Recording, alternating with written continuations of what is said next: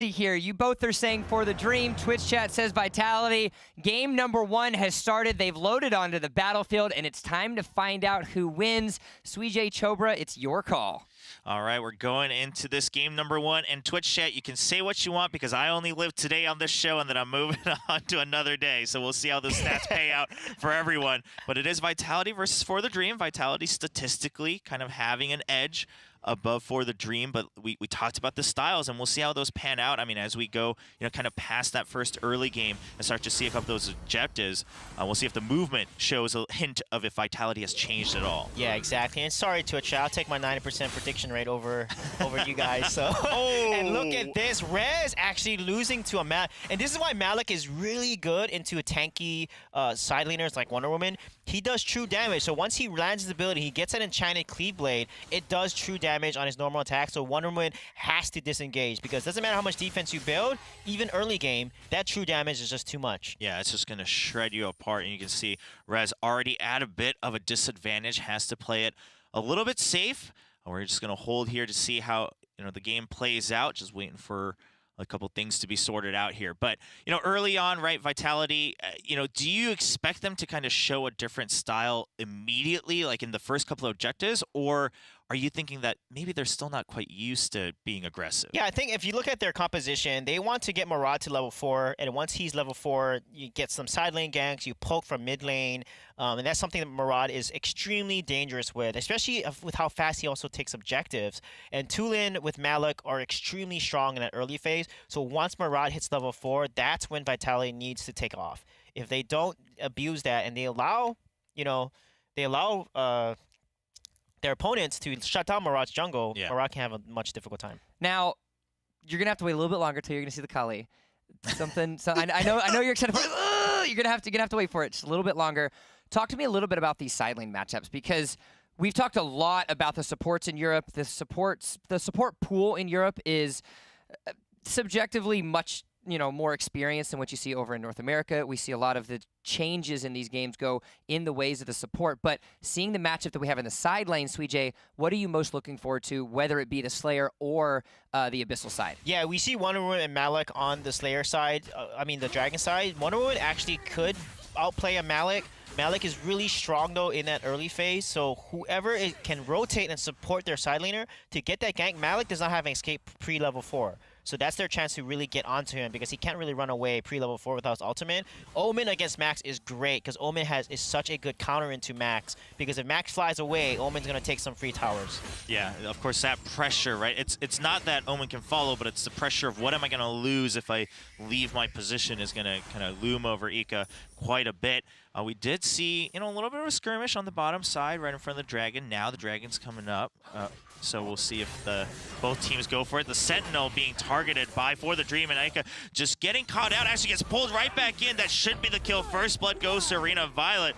That does leave Vitality with a numbers advantage on the Abyssal Dragon. It's still going slow. Rez looking for a steal. Rez trying to go in, and it's going to be Grizzly Q for over the wall with the steal. So Vitality not really getting anything out of those two fights. I knew it. Grizzly Q on this Alice. I called it, man. What a play from him. That sunshine from downtown landing and securing the Dragon. What a crazy play. How do you do that against a Murad that has a punish, that has his ultimate? He turned level 4, and his Redemption didn't use his punish. Yeah. He could have secured that Dragon if he used his punish. So that was definitely a mistake by them, underestimating the skill shotting potential of Grizzly Q. Yeah, I think they just kind of lost track of the Alice. They were more concerned about Rez on that Wonder Woman. But like you said, I mean, you have a huge advantage when you're going in with a punish, and if you don't use it, then you're kind of back to square one on both sides. So now that gives FortheDream quite a bit of a lead early on, a little over 1K gold.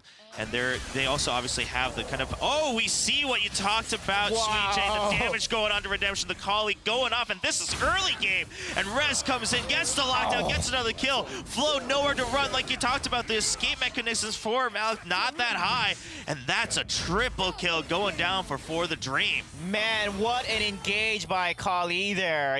They basically, and she's so good at defense, and that narrow corridor in that jungle, that Grievance ultimate is gonna hit you like a Gatling Gatling gun, and you saw Rez come in there. He missed his lasso. However, he was able to get close enough, secure the kill onto Vex, or not Vex, onto Murad, Redemption, and then use Braces of Submission to land a clutch 2-man stun. And then Arena Violet comes in with Ryoma, gets another stun on Malik, gets that triple kill. What a huge turn for the Dream. Yeah, I mean, just a great fight.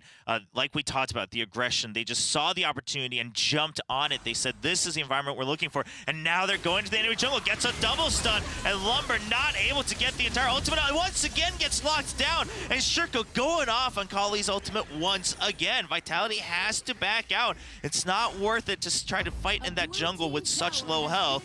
And now they're losing a tower on the bottom side as well. And the top side. Ica now gets caught out with no tower. There are 4 people converging. FortheDream is turning up the pace like none other. Yeah, look at that. Mr. Ray was able to take a tower when Ica was in the top lane. He couldn't even hold off Omen fast enough, and that's the power of Omen's tower push. He has his passive called Thirst. Every third attack does true damage, and is able to take towers so quickly. And it's actually, he took the tower first, and then he killed Ica. That is why Omen is such a good counter into a max there, because of his wave clear and the amount of damage he does onto objectives like towers. But you can see FortheDream there. They are the ones playing aggressive. They are the ones invading jungle. Kali did such a good job zoning out. They engage with Ryoma, and then there's no way for Vitality to counter-engage because Ryoma comes in, and Circle comes in with the follow-up Grievance ultimate from Kali, and then they have to back up. It completely zones the enemy team out. Yeah, there's just no chance to fight back. I mean, they tried to counter-initiate with the Lumber ult, but that was stopped multiple times with a lot of crowd control coming in. So Azure not able to help his team out. Now needs to wait for another opportunity. We do see FortheDream just positioning around mid-tower, and that's being taken down quite quickly. Lumber using his ultimate just to draw out some time. Flo actually jumps in with the Malik ultimate, and that's going to buy them the town. Can they get the kill, though? Arena Violet is able to escape, dashes on out of there. Grizzly Q should be fine. And Shirko, like you said, Sweet J, just using that ultimate whenever he can to try to buy some time, puts down some damage, get the poke down. No one should be going down on either side here. They're fairly healthy, but Flo actually gets caught out over the wall, gets locked down, and the whole team of FortheDream converges across the wall. Now this is a different story. Redemption gets chased down. Rez just being annoying on the backside. Shirko pushing them out from under the tower, and the tower goes down once again in favor of FortheDream. Yeah, what a crazy counter engage there. Malik ulted, and they were not able to get a kill though with Flo's shock ultimate from Malik. Since Vitality could not secure the kill, FortheDream kited the fight a little bit, and it went right back in. You saw Kali drop internal blame right on top of Malik, and then everyone just collapsed onto Malik and instantly delete him. That is the type of combo and synergy that I love seeing from FortheDream. That aggressive playstyle, that counter engage. They're doing such a good job of turning around a losing fight, a losing engage, into their favor. And you can see Shirko is timing his ability and using it at the right times. You can see the shield. When Kali has Incorporal up, that's a shield that gives her additional ability power damage in addition to defense. So when that is up and she ults, her ults do much more damage. If they combine that with a Hissy Fit Alice ultimate that reduces magic target defense by 50%, that is going to be a combo to see, along with Omen's Death's Embrace, Ryoma stun, Wonder Woman's Braces of Submission. That is going to be a devastating combo that if they can pull it off. Yeah, that's a long list of things you don't want to get hit with. And now FortheDream, I mean, you can already tell they're just so much more relaxed because they have such a lead. They take yet another dragon. While Rain's been caught out, I mean, he should be just fine against Ica and Azure. Not enough damage to take him down quickly in a 2v1. So the rest of his team on FortheDream now converging on the bottom side. They want to pressure yet another tower. Flo kind of caught under Redemption and Sataro coming in for assistance. Will it be enough? We're going to see if Shirko gets another good Grievance. Oh, there we go. Charges it up, pushes them out from under the tower. That's a lot of damage. Flo already below 50%. Nice stun follow-up from Arena Violet. That's another tower for FortheDream. Yeah, I like how Arena Violet plays Ryoma too. Ryoma is a 5-second hero. I mean, every 5 seconds or so, his passive comes up. It's Najinata Jutsu. It has a long-range hit along with Whirling Blade, which has a similar cooldown. So every 5 seconds, Ryoma goes in and out of fights, gets a few auto attacks off, and then just jumps away. That's exactly how you play Ryoma, and Arena Violet is playing him so well. But you can see Shirko, he's using the Grievance ultimate from Kali to zone out the enemy team on their tower. That's exactly what Kali provides like this. She zones people out of the tower and allows them to take the tower because they have to back off. They cannot take the barrage of all the raids coming out from Kali. Yeah, we're seeing that once again. Satara gets cut out a little bit, a little dangerous, but again, FortheDream being smart enough and wise enough to say, listen, we just want wanted the objective more than anything. While there are some low targets, we can do this again in a couple seconds. We can zone you out once again, time and time again, repeatedly, and Vitality clearly hasn't solved that puzzle just yet on how they kind of jump over that and initiate. And I think a big part of that is what we talked about early, Sweet J, Redemption's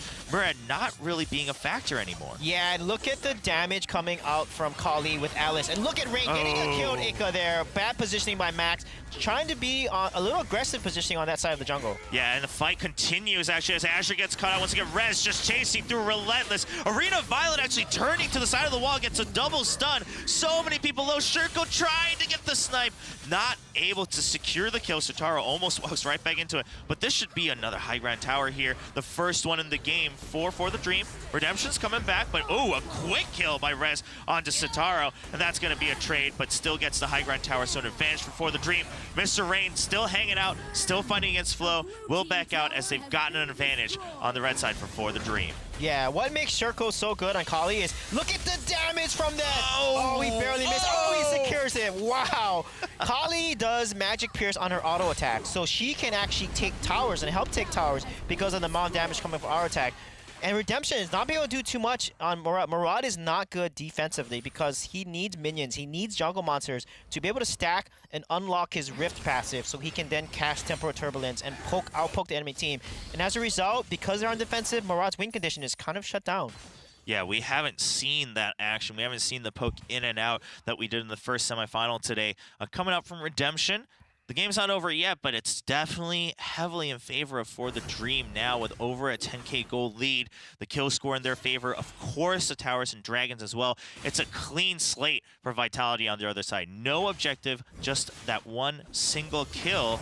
And now all the objectives are up on the map. We got the Darkslayer, the dragon. Oh, he's locked in there. And Rain's just going to back out for now, but the team's back. And Shurko going in with the damage. Lumber a little late on that knockup. Not able to save his teammate. Yeah, did you guys see that? The Hissy Fit ultimate combined with Internal Blame, the tick of damage over time, that magic damage, just deleted the health bar of Murad. That combo, that's the second time I've seen it so far, and they did a really good job of doing it under a tower and also capturing and combining Death's Embrace with that AoE damage like that. No one can survive if they're caught in the Death's Embrace and taking the Alice Hissy Fit ultimate damage and Kali's Internal Blame. That was such a crazy and sick combo to see. Yeah, there's not much you can do. As soon as you're in there, you're kind of just in doom.